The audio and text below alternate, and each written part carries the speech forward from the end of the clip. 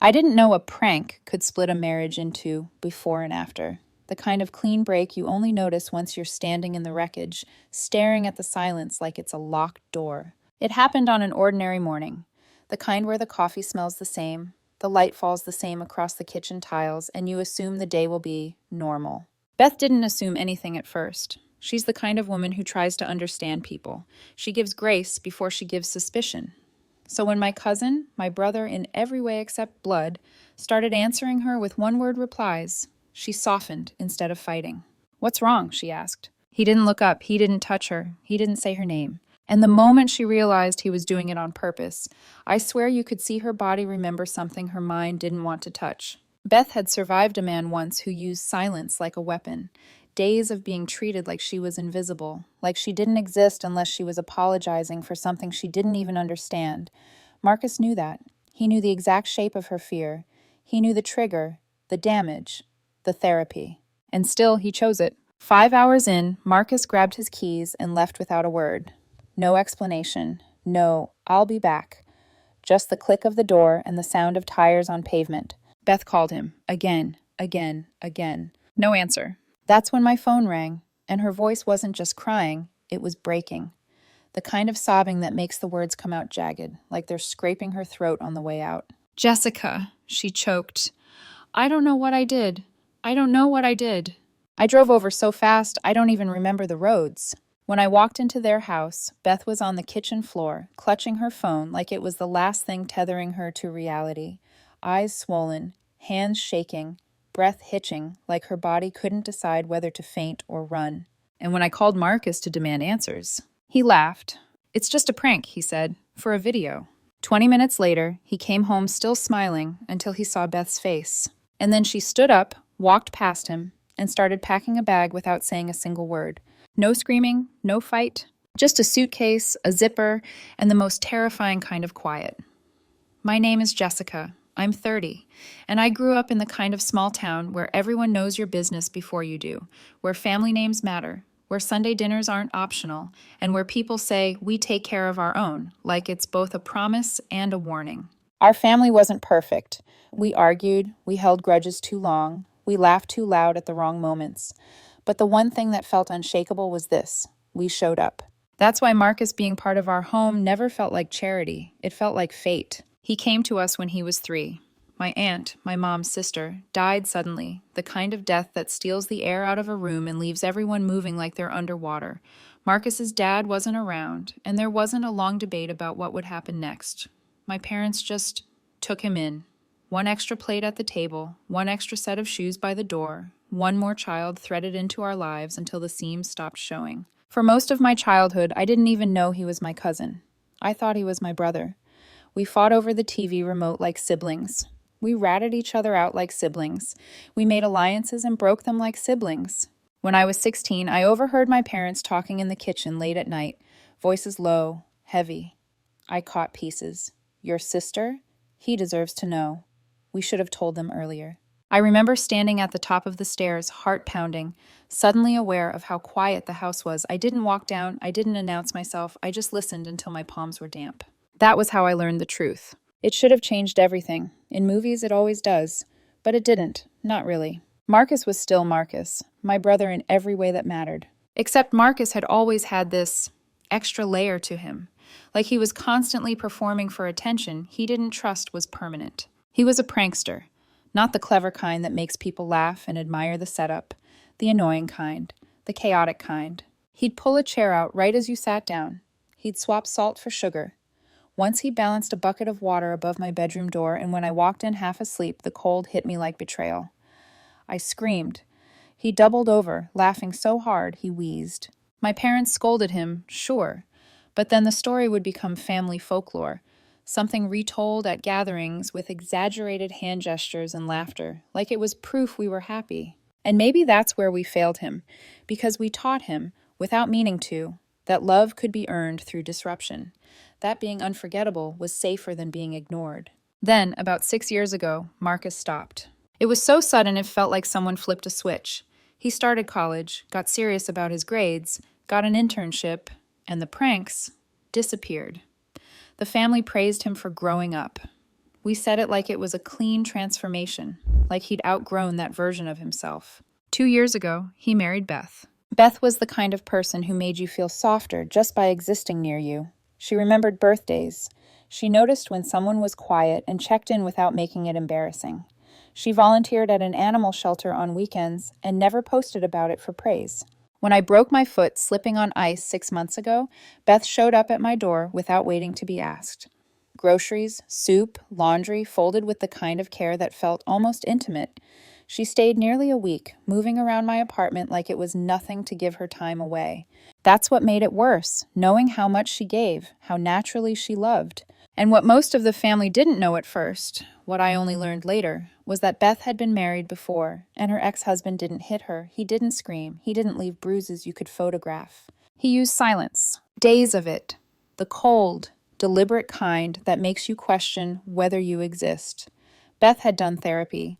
She'd worked hard to rebuild her nervous system, her sense of safety. And Marcus knew. He knew the story, the trigger, the panic that lived under her ribs like a dormant alarm. That's why, when he decided, after 6 years of maturity, to do a 24-hour silent treatment prank on Beth, it didn't feel like stupidity. It felt like betrayal with intention. Looking back now, the warning signs were there, but they weren't loud. They didn't scream danger. They whispered discomfort, and we'd all learned how to ignore whispers in our family. Marcus and Beth looked solid from the outside. No dramatic fights at holidays, no passive-aggressive tension at the dinner table.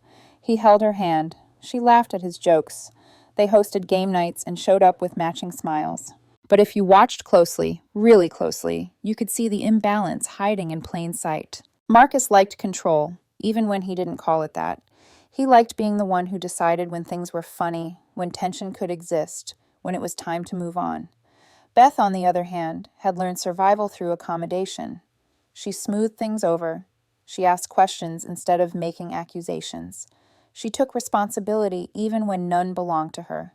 There were moments that stuck with me, small enough to dismiss at the time. Once, during a family dinner, Marcus made an offhand joke about Beth being too sensitive when she asked him not to tease her about forgetting something. Everyone laughed reflexively. Beth smiled too, but her eyes flicked to the table, and her shoulders pulled inward just a fraction. Another time, he disappeared emotionally during a disagreement about weekend plans. Not fully silent, but distant. Short answers, no affection. I remember Beth pulling me aside in the kitchen, voice low. "He's not mad," she said, like she was convincing herself. "He just needs space." I asked if she was okay. She nodded too quickly. I just hate when things feel off. At the time, I told myself this was normal marriage stuff. Adjustments. Two people learning each other's edges. But now, I wonder if that unease was her body remembering something her heart didn't want to name. The family dynamics didn't help.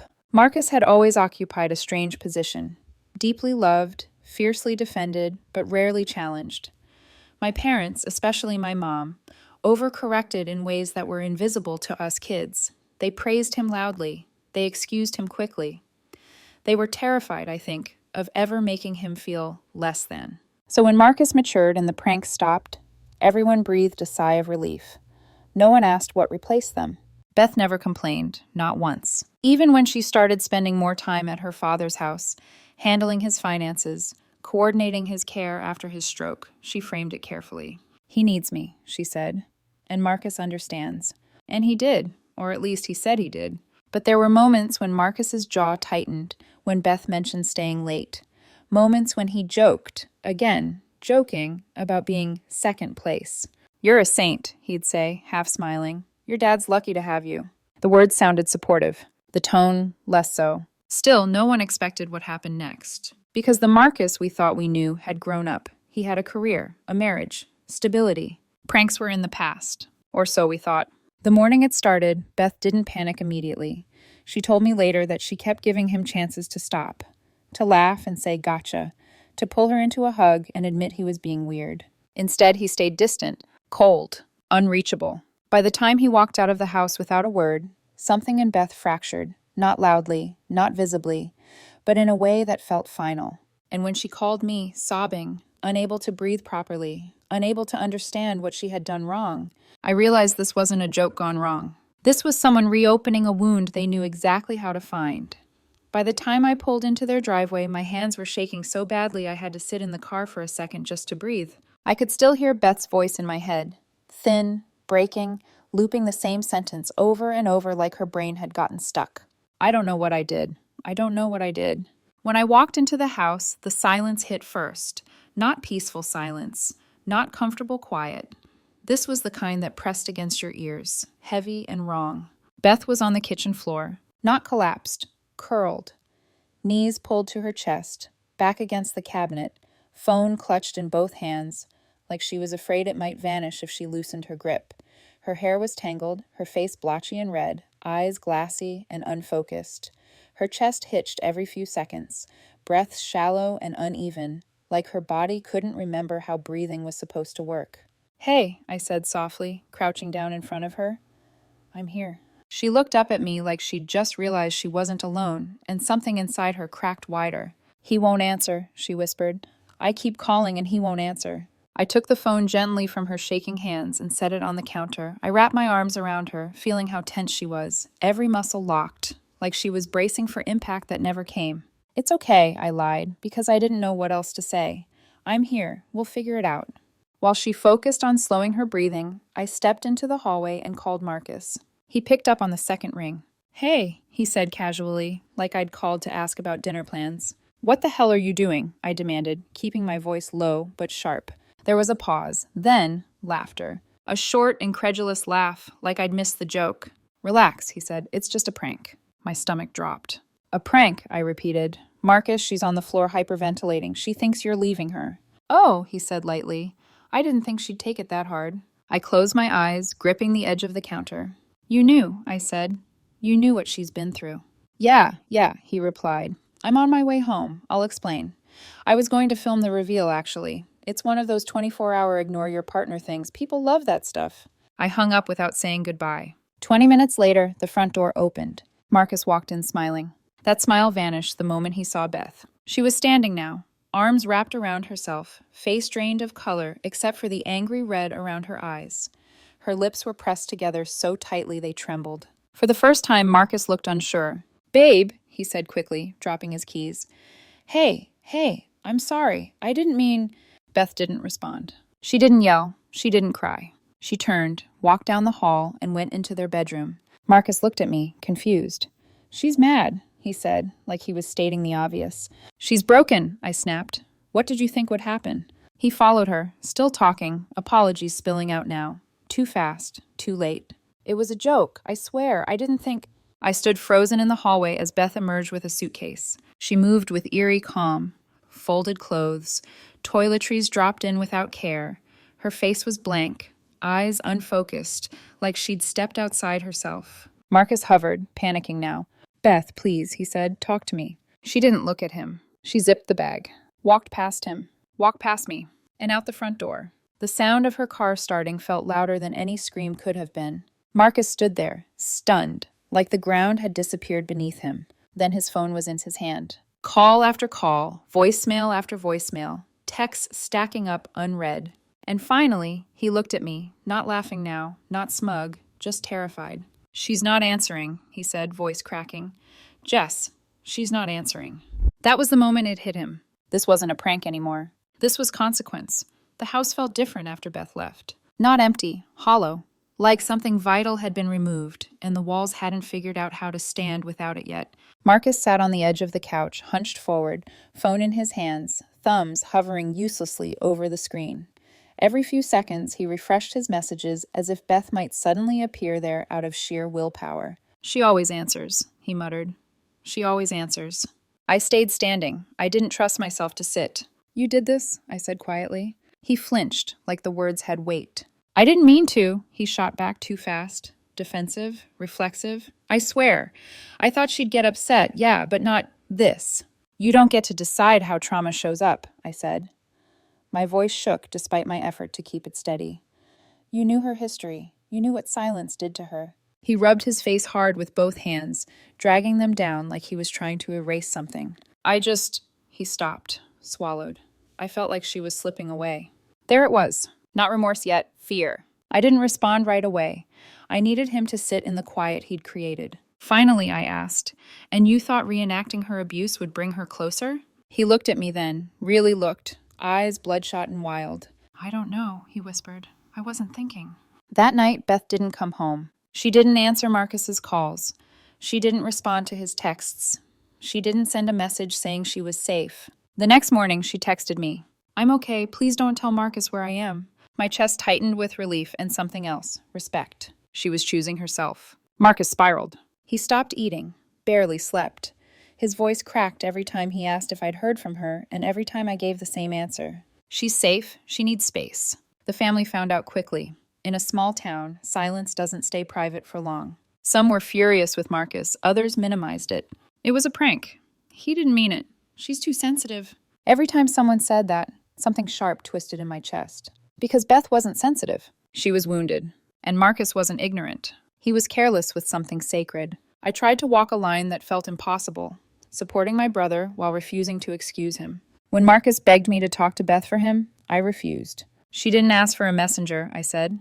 Respect the boundary. He nodded, tears in his eyes, but desperation kept leaking out of him in ways that made me uneasy. One afternoon, after days of this, I met Marcus at a cafe near the hospital where my dad was recovering from gallbladder surgery.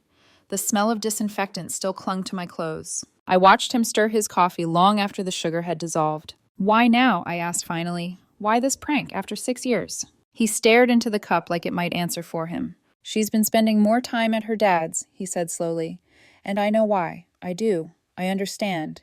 But it feels like I'm losing her. Did you tell her that? I asked. No, he admitted. I didn't want to sound needy. So instead he chose cruelty. I leaned back, heart pounding. This wasn't a joke, I said. It was punishment. And you need to own that. He didn't argue. He just nodded.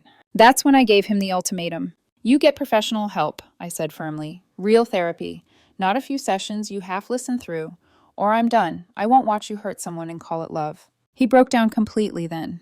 Not loud, not dramatic, just quiet sobs that looked like they'd been waiting years for permission. I don't want to lose her, he whispered. You already did, I said gently. The question is whether you're willing to become someone who deserves a second chance. That night I texted Beth. Whatever you decide, I wrote, I'm here, as your sister, always. She sent back a single heart emoji. And somehow that meant everything. Things didn't calm down after that conversation. They intensified. Marcus started therapy within the week. Twice a week, sometimes more. He didn't talk about what happened in the sessions. Not really. But I could see the effect of them in the way his shoulders sagged afterward, like something heavy had been dragged to the surface and left there. Beth, meanwhile, stayed silent. Weeks passed with no contact between them. No updates. No confrontations. Just absence. And absence has a way of pulling other people into the space it leaves behind. The family divided itself quietly at first, like fault lines forming underground before the quake. Some relatives called Marcus to check on him, voices heavy with concern. They asked if he was okay, if he was holding up, if Beth was being unreasonable. They framed the situation as a misunderstanding, a mistake, a single bad choice that shouldn't define a marriage. Others reached out to me. Beth needs to understand he didn't mean it. Marriage is about forgiveness. She's punishing him. I listened. I didn't agree. Because what they didn't see, what I did, was how carefully Beth was protecting herself now. Not dramatically, not vindictively, just firmly. She was staying with a friend whose house felt calm and safe. She kept her routine. She went to work. She went to therapy. She ate. She slept. She wasn't spiraling. She was rebuilding her nervous system brick by brick. Marcus, on the other hand, was unraveling. He called me every day, sometimes twice. Did she say anything? Did she ask about me? Do you think she hates me? I gave the same answer every time. She needs space. And every time I watched him flinch like space was the thing he feared most. That's when the deeper truth started to surface. It happened in the hospital cafeteria of all places. Plastic chairs, stale coffee, the hum of vending machines. My dad was still recovering, dozing in his room, and Marcus and I sat across from each other like strangers who shared a past neither knew how to talk about. Why did you really do it? I asked him again. Not the surface reason, the real one. He stared at his hands, long enough that I thought he wouldn't answer. I felt left behind, he said finally, again. That word, again, made my stomach tighten. Again, I repeated. His voice dropped. Growing up, I always knew I wasn't really yours. The sentence landed between us like something fragile. I shook my head instinctively. That's not true. I know that now, he said quickly, intellectually. But back then, I felt it, even when no one meant to make me feel it. He talked slowly, like the words had been buried deep. He talked about how grateful he was, how loved he knew he was supposed to feel, and how somehow a quiet voice inside him always whispered that love could be withdrawn. That one day, someone would realize they didn't actually owe him anything. Beth taking care of her father, someone she had to choose every day, triggered that voice. So you tested her, I said, my chest tight. He nodded, tears spilling now. And when she failed the test, I finished softly, you lost her. He didn't argue. That realization changed the way the family conversations felt to me, because now I saw the pattern, not just in the prank, but in the years before it. The pranks, the attention-seeking, the need to be unforgettable. None of it excused what he did, but it explained how he became capable of it. Beth finally reached out, not to Marcus, but to me, about a month later. She asked if I could meet her for coffee. When I saw her, she looked steadier. Not healed, but grounded, like someone who'd learned where her edges were and decided to protect them. I'm not ready to forgive him, she said calmly, but I'm ready to understand what happened. She explained her conditions. A structured separation. 6 months. No moving back in. Weekly walks in public spaces, no pressure, no shared bed, no pretending everything was fine. Marcus had to stay in therapy, consistently, no shortcuts. And after a few months, if she felt safe enough, they'd try couples counseling. When I told Marcus, he didn't hesitate. I'll do it, he said immediately. All of it. The family reaction was mixed. Some thought Beth was being too kind. Others thought she was dragging things out. A few said she should have left permanently. But Beth wasn't making a decision for them. She was making one for herself. As the weeks passed, the walks began. Awkward, stiff, honest. Marcus learned to listen without defending. Beth learned to speak without apologizing. I watched them from the outside, carefully, quietly, aware that this was not a love story in the romantic sense. It was a reckoning, and beneath it all, something in me shifted too. I started replaying my childhood with Marcus, wondering what I'd missed, what he'd carried silently, how two people could live the same life and come away with entirely different truths. Because escalation isn't always louder. Sometimes it's deeper. And once you see the depth of the wound, you can't unsee it. The 6th week of their separation was the darkest. I hadn't slept well for nights, not because of work or errands, but because I kept replaying the image of Beth on that kitchen floor, the way she'd curled into herself like she was trying to disappear, the way her chest heaved with panic and confusion. I couldn't shake it. Marcus was a shadow of himself, constantly pacing, staring at his phone, eyes hollow. Every unanswered call from Beth twisted him a little tighter inside. I watched him spiral and felt a strange mix of fear and helplessness. I couldn't fix this for him, and no amount of advice could undo the damage he had caused. Beth, on the other hand, seemed like she was holding the line perfectly. Outwardly composed, calm, meticulous, but I knew she was bleeding silently inside. The woman who once dropped everything to help someone in need was now surviving by keeping herself small, contained, protected. Every time I spoke to her, I heard the weight of restraint in her voice. Every small laugh felt measured, every breath controlled. It hit me that neither of them were truly living during these weeks. Marcus existed in panic. Beth existed in vigilance. The house, normally warm and full of family chatter, had become a place where silence lingered like dust, heavy, stifling, unavoidable. I remember the night I sat in my car outside Beth's friend's apartment, hands on the wheel, heart racing. I hadn't slept in hours. I'd been on the phone with Marcus repeatedly, and each call left me more hollow than the last. She hasn't called, he whispered, voice trembling. She won't even acknowledge me. I wanted to scream at him, to shake him, to make him understand that his pride and impulsive decisions had brought this upon himself. But yelling wouldn't fix it, and crying wouldn't either. I thought about what Beth had endured before him, years of silence and emotional neglect. And now, history had repeated itself in the exact form she had feared the most. My chest tightened. The rage I felt at Marcus was mixed with fear for her. I hated the idea that someone could inflict on her the exact terror she had fought with so hard to leave behind. I sat there for what felt like hours, heartbeat loud in the quiet, trying to sort out what to do next. Should I go in? Should I force them to talk? Should I step back completely? Every option felt inadequate.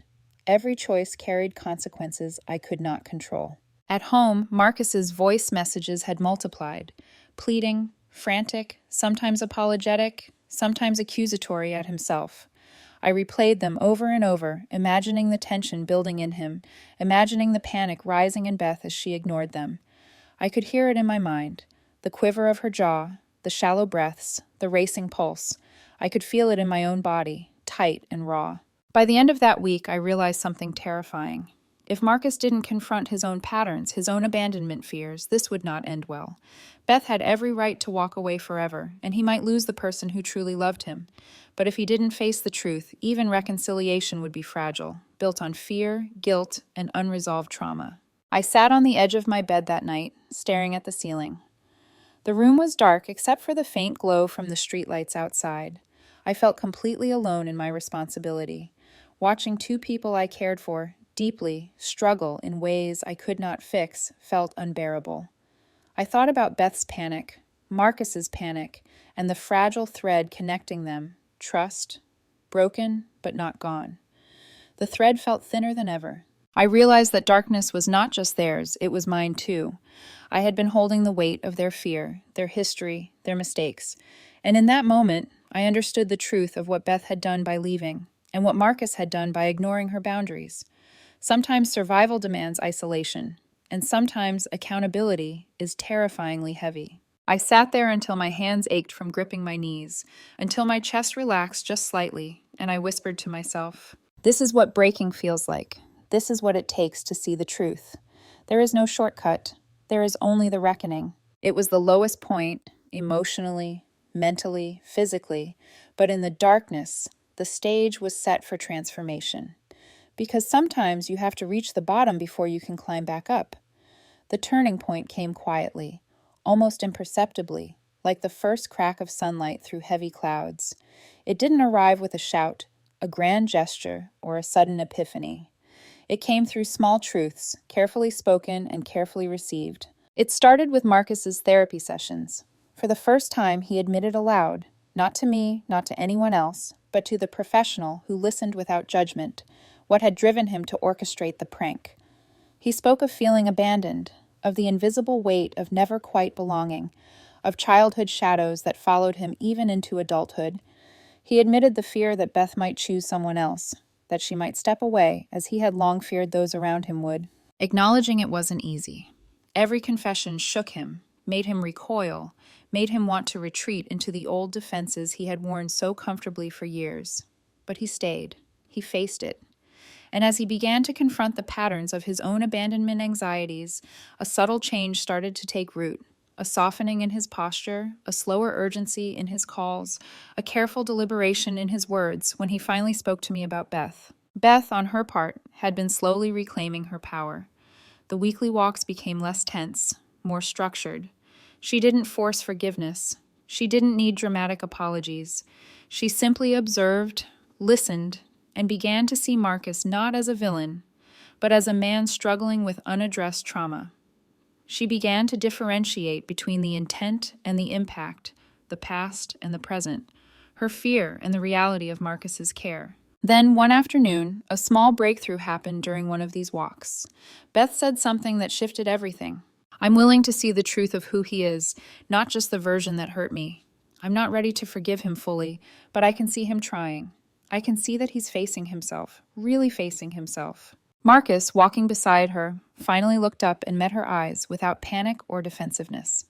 The tension that had clung to his body for weeks began to release, a tentative exhale after months of holding his breath. At the same time, a neutral family voice intervened, not to take sides, not to mediate, but simply to shine light on the facts. Marcus's therapy journal, accidentally left at my mother's house, became a bridge rather than a weapon. My mom read parts of it, gently, and when she spoke with Marcus, she reminded him of the love and care that had surrounded him all his life, the truth that he had been valued and seen. He realized that the sense of being an outsider had been a perception, a deeply internalized fear, not a reflection of reality. The recognition hit him like a jolt of clarity. The fear that had led to the prank, the fear that had nearly destroyed his marriage, was his own to manage. It didn't need to dictate Beth's reality. It didn't have to become her trauma. And with that realization came a decision, a conscious, deliberate choice. Marcus decided to step fully into accountability, not as a fleeting promise, but as a daily commitment. He would continue therapy. He would respect the boundaries Beth had set. He would give her space, time, and the safety to rebuild trust on her own terms. Beth recognized this shift. She allowed herself to see Marcus's efforts without judgment, without surrendering her own emotional well-being. She acknowledged that his growth mattered, that the man he was becoming could coexist with the pain he had caused, and that her forgiveness, when it arrived, would be earned, not demanded. For me, witnessing this change was profound. The despair of weeks earlier began to lift. I saw Marcus take responsibility in a way he never had before. I saw Beth reclaim her agency, and I understood that sometimes the turning point doesn't explode into a single moment of triumph. It creeps in through careful observation, honest confrontation, and the courage to face uncomfortable truths. In that quiet clarity, both of them realized the path forward wasn't about erasing what had happened. It was about confronting it, learning from it, and choosing each other in a way that was stronger, wiser, and more compassionate. The days after the turning point felt almost surreal. For weeks, the tension that had gripped Marcus, Beth, and the family finally began to unwind, but not without consequences. Fallout, I realized, is rarely neat. It doesn't come in tidy packages or immediate apologies. It rolls through lives like a tide, leaving traces long after the storm has passed. Within the family, the truth about what had actually happened started to emerge. Parker, Marcus's cousin, who had always maintained a distance from drama, made a few discreet calls. He explained to relatives the full story, how Beth had been targeted with a prank that mirrored past trauma, how Marcus's fear of abandonment had driven him to recklessness, and how Beth had responded with courage, clarity, and deliberate space. The reactions were mixed. Some family members were embarrassed they had taken Matilda's, or in this case, other relatives, side without knowing the facts. Others were angry that Marcus had allowed his insecurities to dictate his actions. A few of them quietly acknowledged that Beth had handled the situation far more gracefully than most people would have, and that Marcus's accountability was the only reason reconciliation was even possible. Marcus himself faced the internal fallout most sharply. He couldn't undo the weeks of anxiety, the panic he had caused, or the trust he had broken. Each call unanswered, each silent message left for Beth, weighed on him like an unshakable shadow. He started logging his actions in therapy, reflecting on what could have been done differently, and the sheer responsibility of owning one's mistakes became a daily burden. Beth's fallout, though less visible, was equally real. She had maintained her calm exterior, but the experience left her hyper-aware of boundaries and trust. She realized just how fragile her sense of safety could be, even with someone she loved deeply.